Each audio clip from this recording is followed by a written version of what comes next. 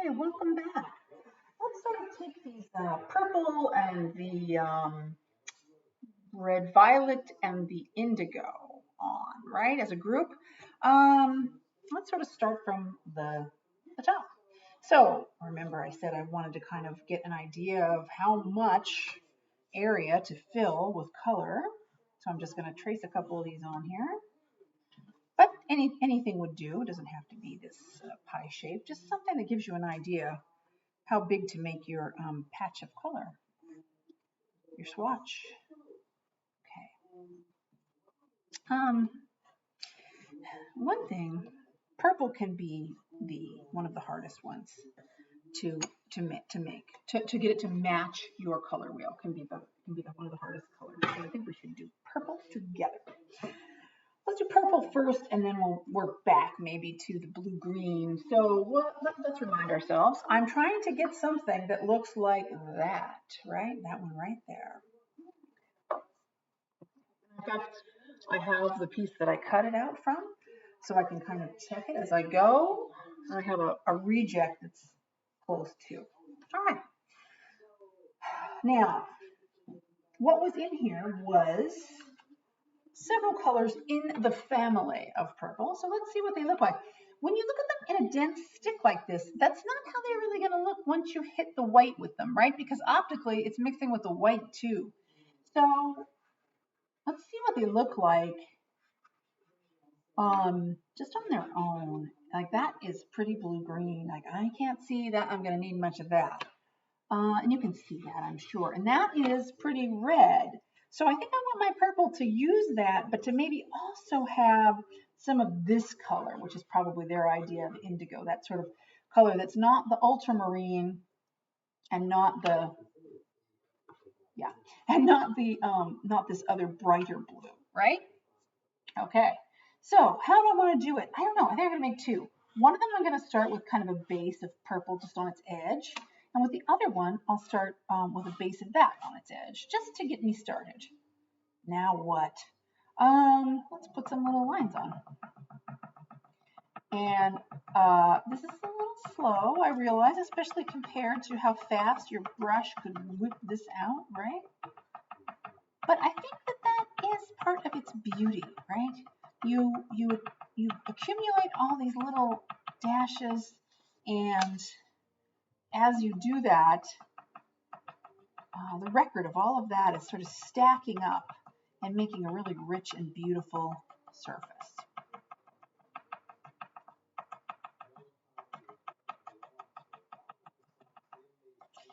And I even can feel it myself, like, oh, if I just smushed that together, it would go quicker. But try to resist. Try to resist the siren call of smudging your pastel. Way too much white showing through there for me, so I'm going to have to keep at that. Not sure about the color. Let's see how that's coming. Yeah, the color looks like it could use more of this. It might be the kind of thing where I actually want to add a little bit of the cool red that's in this set as well, like this one. Right? Let's see. I could add this. Let's see. Ooh, it looks so orange on there, doesn't it? Not sure it's doing anything for it. That's okay. We'll leave it in there for now and see if we like it later.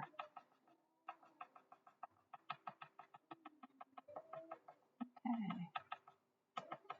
Kind of my goal here is not to have much white showing, and of course to get a color that looks like that. Now see, it's getting a little dark, but I think it's too red, probably because I put that red in there. And I want it to be a little more blue, so I'm probably going to put more of this dark kind of blue violet or indigo into it, and then I'm probably going to put some white on it. They're creamy, you know, they're kind of, they're lovely to kind of smush into the paper this way. Better pastels are even creamier and even softer and just, oh so nice to experience.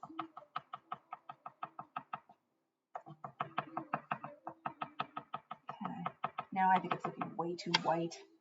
So I'm going to try to go the other direction and kind of smush that back in a little bit.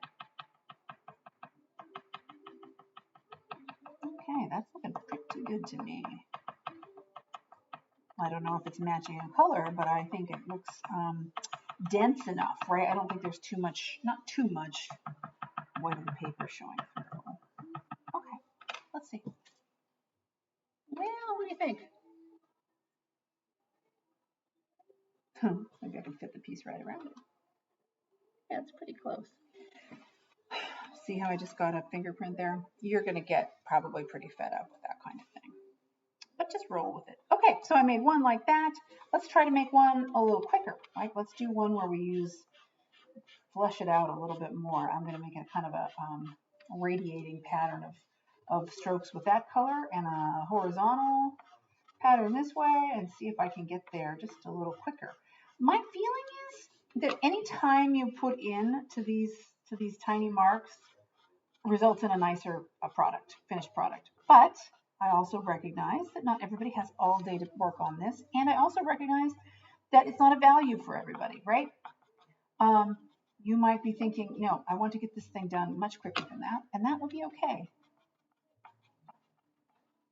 It's really an exercise, right? It's not headed for the museum, so it's okay to do it a little faster. Well, this one looks redder and better. This one looks better. So I think probably it's because I need the white in it, but who knows? Now I could really leave it like that, really like discrete big chunks on the top. I hope you can see that. I'm just checking my computer. But I don't really quite want it looking that. I don't know. I like it. It's interesting. And I welcome you to stop where you like it, right? If you're putting some kind of marks on there and you're like, no, I actually really like that because the white ones are floating up here and the purple ones are down lower. It's really a rich, interesting texture. Then leave it. Not everybody's is gonna look the same here, and that's also very good. That's ideal. Okay, I'm gonna call those both pretty much in the zone of matching that, right? Okay, so that's purple for you. Let's see about making the red violet, right? That's going to be probably a tricky one. This is you'll hear me use this term hot color, meaning that it's very, very saturated, very bright. It looks like, like a cartoon, right? Same as this sort of terrible fluorescent green that really they shouldn't put in there. But anyway, they do. So this one, I'm not sure if this is going to make the red violet that I want. It looks really close already, doesn't it? It's going to be very tempting for everybody just to want to just use it straight. And if that's what you think looks the best, then just do it. I'm going to try to put both a little of this in there and a little bit of what's probably going to be my red. Why am I doing that? Because the whole point of optical mixing is this rich texture, right? You don't want it to be an undifferentiated, perfectly smooth square of paint like gouache, because if you wanted that, you'd use gouache, right?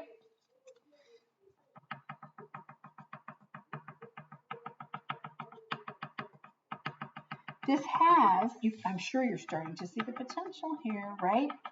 You can say to yourself, say you're drawing something and you start to cover it with one kind of color like this, there's nothing to stop you from taking, let's do another, let's make a patch of it. Let's not wreck that one. And by wreck, I mean, let's not experiment on that one. Let's make another one. You could just stick a green in there and look at how lovely that is, because now you're in the land of using complementary colors to your advantage, right? Our eyes love to see that. And it's definitely a patch of magenta or red violet, but it has this added depth of having just a tinge of green in it, right? Just a little bit of its complement in it. So nice. So on our next project, keep that in mind, because you're going to want to take advantage of that. And maybe from now on out, maybe from now to the end of your life, you'll be saying, I love pastel and I'm always going to use it. And I'm going to always add little bits of the complements into the areas that I am drawing with the color. So now, is that the right one? Sometimes, like for example, this is the white. you know, you pick your pastel up, right? And you've got purple all over your hands. And then you're like, I don't know if that's the white anymore. That might be yellow. I don't know.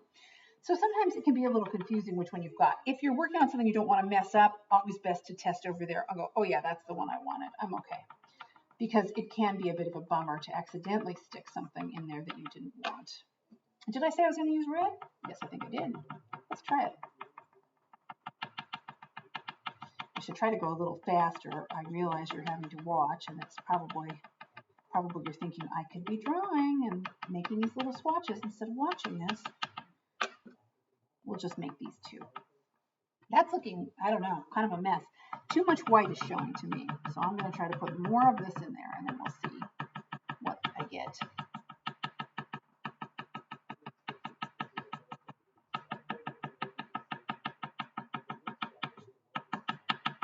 It's one of these things where you do a little work and then you evaluate again. Does that look close enough? Who knows? It's not bad. It's not bad, but maybe not great. Over here a little bit.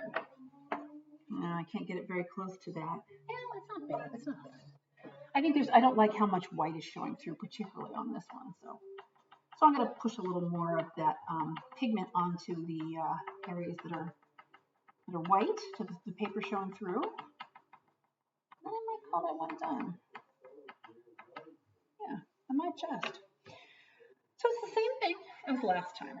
You're going to make all these swatches, you're going to cut them out, you're going to be getting fingerprints everywhere and cursing me, and just do your best. Don't get too frustrated. It's okay if you end up with fingerprints on things. Some people I know have done it this way. I'll give you a little tip.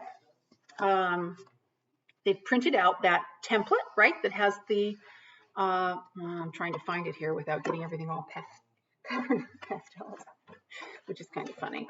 All right. You put that on these, and then you might cut these out, glue them on there, right? And then you don't have to worry about these edges, right? So you'll as you glue them on, you'll be getting fingerprints all over everything. That's fine. Then get an X-Acto knife and cut the entire circle out, right? And what you're going to have to do is kind of clever little things like holding down your paper with another piece of paper in order to keep it steady while you're cutting, so that you're not like holding it. Because if you touch it, you know you're going to be making like a fingerprint in it. So you have to figure out some clever ways to deal with this, but I know you're up to it. So then so like I'm saying, if you glued them onto this piece of printer paper, then you could cut out kind of a donut and then mount that again on another piece of paper. And at that point, when you're ready to like mount your rings, put those onto Bristol because I think they will look the nicest. And you know, I realize that we're not having a critique where we're going to put them on the wall. So you know, you don't have to technically glue them down. I think they're nicer that way, and I like these things as finished objects. But if you don't, and you don't want to take the time to do that, just get them to sit down there and photograph them, and that's good enough. We have to be reasonable about what really needs to happen, right? I need to see evidence that you did it, but I don't need to see evidence that you know how to glue pieces of paper down. That's kind of silly. I trust you to be able to do that, okay? All right, I think that's it for now. Yeah, that's all.